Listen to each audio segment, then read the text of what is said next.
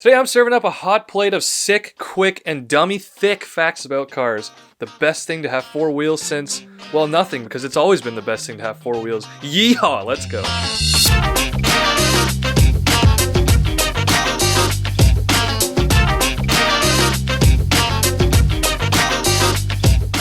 Here's one for you. Look at this thing. Baby, that's one nice ride. You see those? The round things? Yeah, the wheels. See the things in the middle of the round things? Those are the spokes. Guess which one of these is right? The spokes are solid metal, or the spokes are hollow magnesium. Did you get your answer? Did you get it right? Well, I have no idea, but here's the answer. It's hollow! Oh yes, that's right. If you wanted to smuggle items like M&Ms or very, very small volume of liquid, you totally theoretically could. Now, I know what you're thinking. Why does a Porsche 959 have hollow spoke magnesium wheels? Well, the simple answer is to make it go faster. Now, it could go into stuff like unsprung weight and centrifugal, or is it centrifugal or centripetal? This is a spinny force. I could go deep into the science of that kind of stuff, but I didn't put that in my script, so we're not going to talk about that. All you need to know is that the 959's special wheels allow it to go faster, based on the simple principle of, if something's hollow, that means there's nothing in the middle, and nothing weighs about 0.000000000. To give you an idea of how special hollow spoke wheels are, the only other cars that I can think of off the top of my head, which I actually researched for, are the Agera and the Regera with hollow spoke carbon fiber wheels. Now just the wheels alone, these four bad boys would probably cost you about the same as your Aunt Patricia's new Ford Explorer.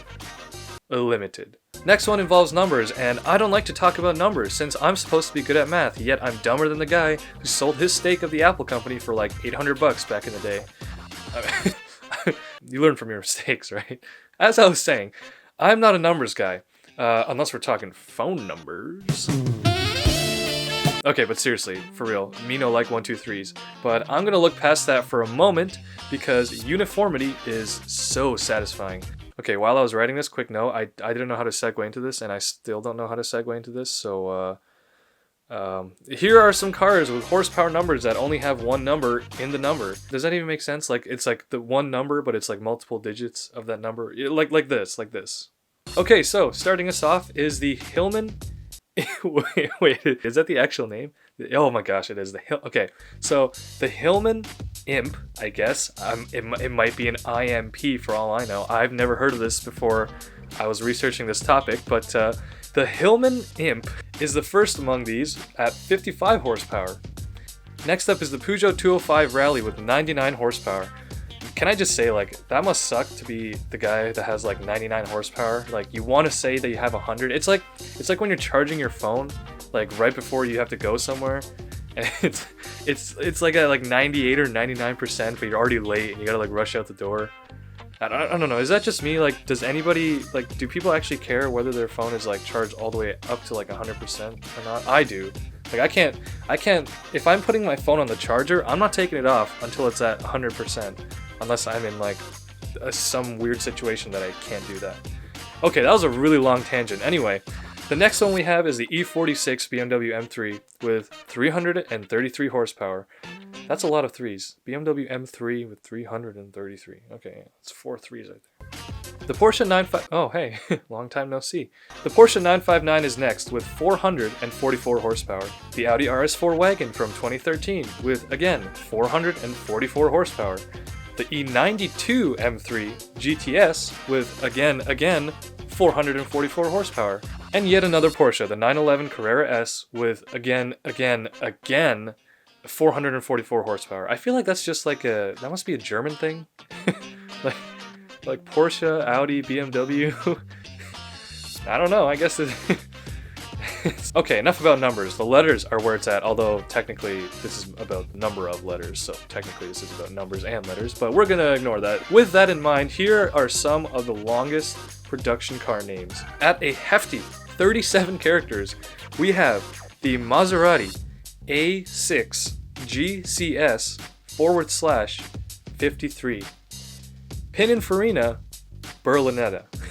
Next up at 41 characters, we have the Mercedes-Benz Super Sport This is a German word that I definitely didn't rehearse like 7 times. Kurzbacke Roadster. We're gonna go with that because I don't think I have any German people watching my videos, and if I do, comment down below and roast me for my horrible pronunciation. Okay, the next one is the longest name I could find for like an actual production car. So, at a whopping 43 characters, we have the Lamborghini Gallardo LP570-4 SPYDER Performante. That's a lot of characters. Okay, now that we've gone through some of the longest names in the car industry, let's flip that right on its back, and for a contrast, we're going to look at some production cars that have the least amount of characters in their name. Technically, this is the same fact, so this is fact 2.5, I guess? I don't know.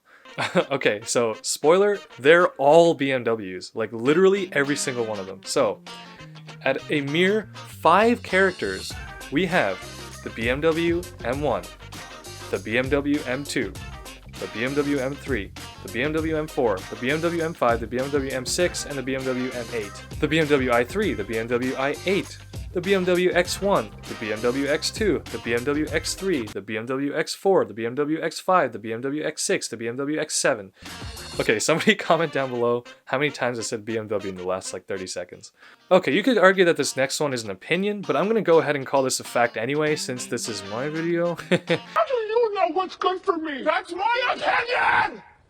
Just kidding. If you really think this next one isn't true, you can drop a comment as to why. Seriously, like, actually do that because I'd love some interaction. I need some more stuff to show for the algorithm.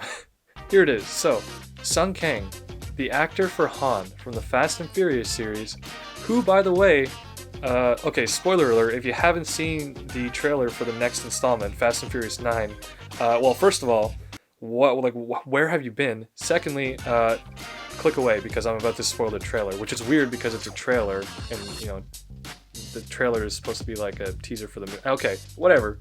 Just if you haven't seen the trailer, just go away. So, Sung Kang, Han, in the 9th installment, returns. He comes back. Yeah, apparently he wasn't dead. So I'm pretty freaking psyched about that. My original point was, he is a really cool guy and a genuine car enthusiast. Yeah, that's a fact that made it into my list, yes. I did a little bit of research on him, and from what I could find, he's also apparently of Korean heritage.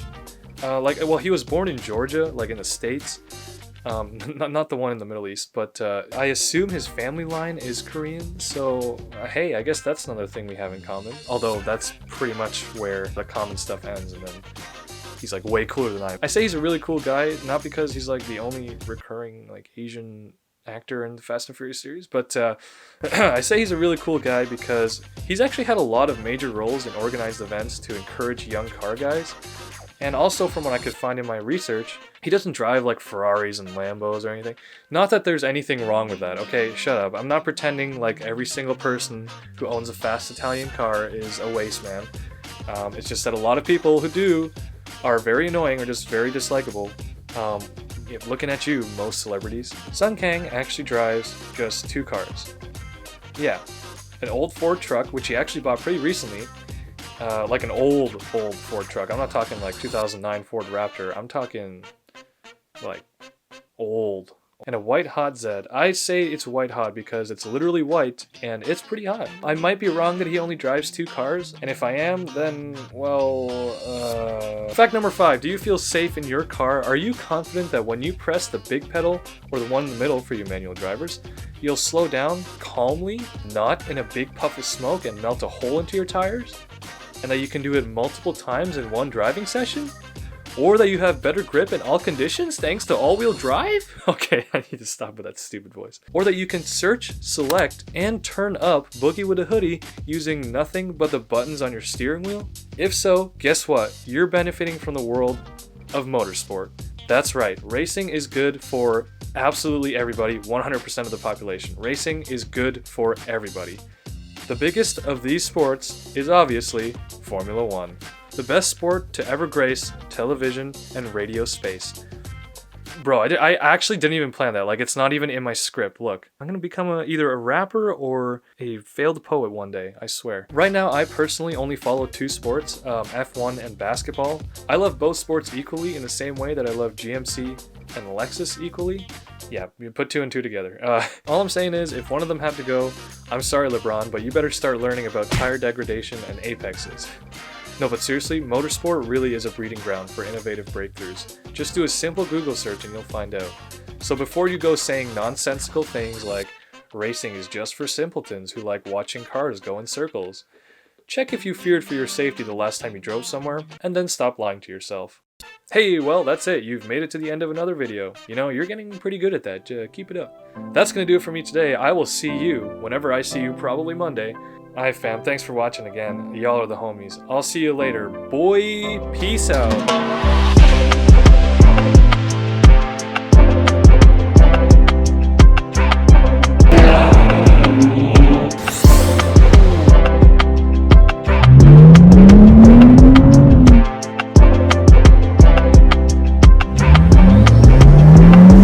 This might be the first time that like right after I finish filming a video, I'm not like starving, like absolutely starving. That's really weird.